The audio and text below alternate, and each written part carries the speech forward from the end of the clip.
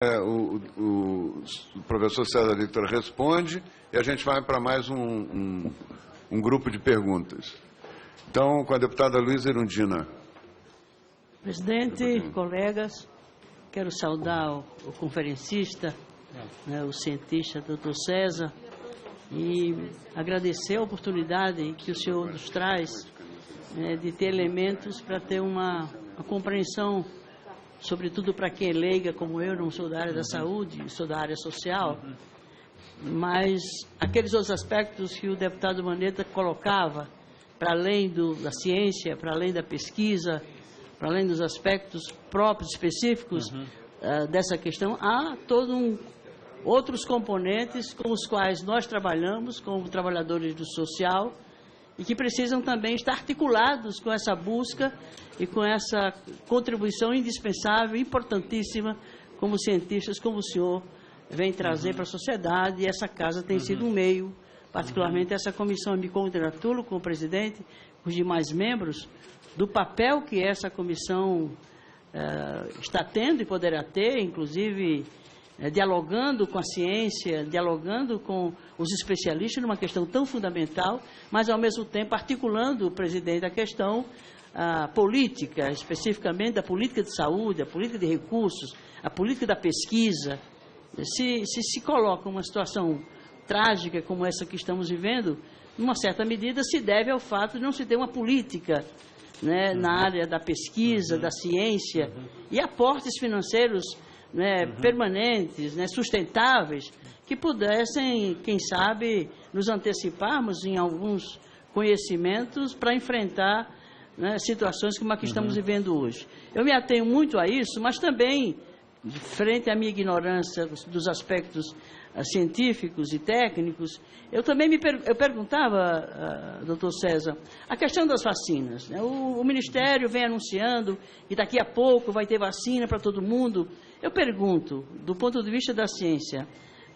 diante de uma sintomatologia e de um fenômeno desconhecido, conforme o senhor colocou agora, é possível se chegar a uma pesquisa, a uma vacina que tenha eficácia no enfrentamento do problema em tão curto prazo,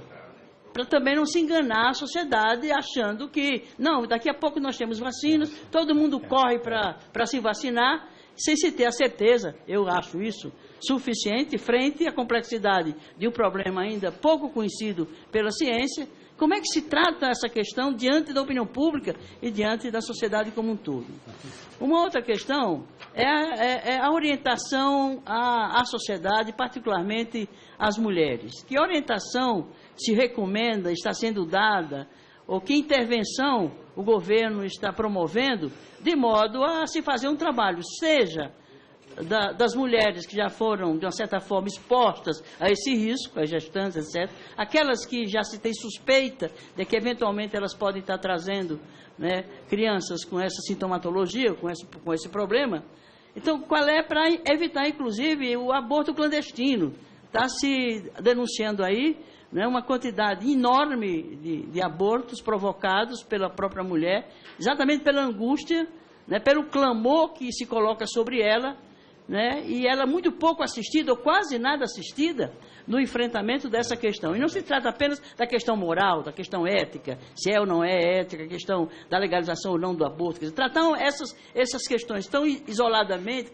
cada uma por si só, eu termino, a meu ver, não dando o resultado que é necessário, como o deputado Mandetta colocou muito bem. Quer dizer, nós temos que articular e tentar compreender todos esses aspectos e suas interrelações na compreensão do problema e na capacidade de intervir nesse problema, e também na política de Estado e de governo frente não só a uma epidemia desse porte com essa gravidade, mas qualquer uma outra que possa aparecer, inclusive como desdobramento dessas, como Vossa Excelência mesmo colocou ainda há pouco.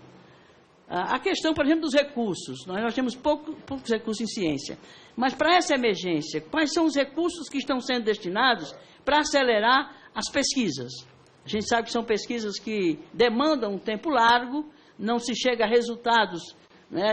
extremamente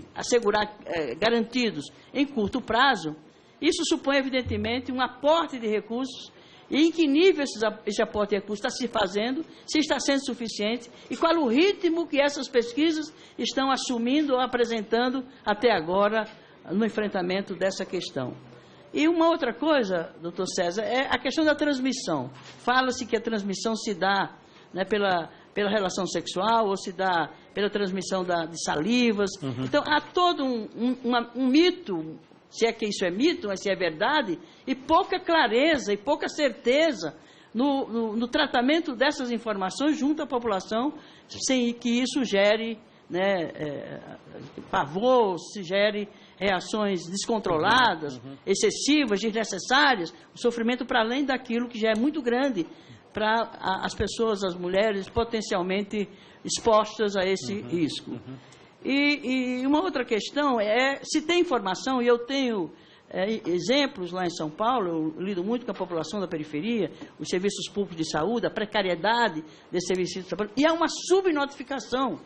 e há uma recusa de alguns serviços públicos de saúde, né, a receberem essas pessoas. Eles dão um atendimento emergencial e logo, né, foge da possibilidade de vir a diagnosticar um caso de Zika, por exemplo. Então, está sendo, portanto, um problema para quem apresenta alguns sintomas, né, agravado pelo pavor de eventualmente estar sendo vítima de um problema desses, e o tratamento que é dado nos serviços públicos de saúde, ou pelo menos naquela cidade onde eu vivo, eu conheço mais de perto, está tendo, inclusive, uma preocupação em não notificar os casos, não atender os casos, e a subnotificação dos casos que efetivamente se comprovam como estando enquadrado nessa sintomatologia, nesse quadro tão terrível que se apresenta a todos nós. Então é isso, doutor César, quero agradecer ao senhor ter trazido e ao nosso presidente e membros da comissão pela existência dessa comissão. Ela pode cumprir um papel não só em relação a esse fenômeno que se dá agora,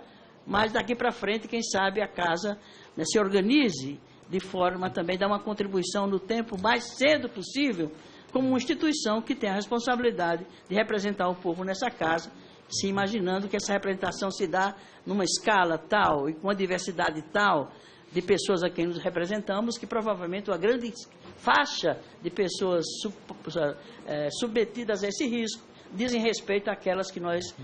pretensamente representamos aqui nessa casa. Muito obrigado. Obrigado pela presença do senhor e pela enorme contribuição que o senhor está nos dando, não tanto para aqueles que já são entendidos, como vários profissionais da saúde que estão aqui, mas particularmente para quem trabalha com o povo na relação do trabalho social. É precioso, desde que tenhamos também esses outros elementos que possamos dispor para trabalhar do ponto de vista da consciência, da formação e da ajuda a essa população tão pouco assistida e tão pouco em condições de ela mesma enfrentar o problema. Muito obrigado. Para fechar o primeiro bloco de questionamentos, o deputado Sarney Filho. Muito obrigado, deputada Erundina.